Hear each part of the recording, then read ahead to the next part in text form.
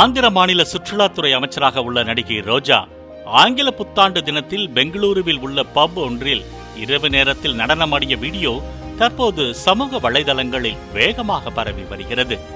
சமூகத்தில் பொறுப்பான பதவியில் இருக்கும் ஒரு அமைச்சர் இப்படி செயல்படலாமா என்று பலரும் கண்டனம் தெரிவித்து வருகின்றனர்.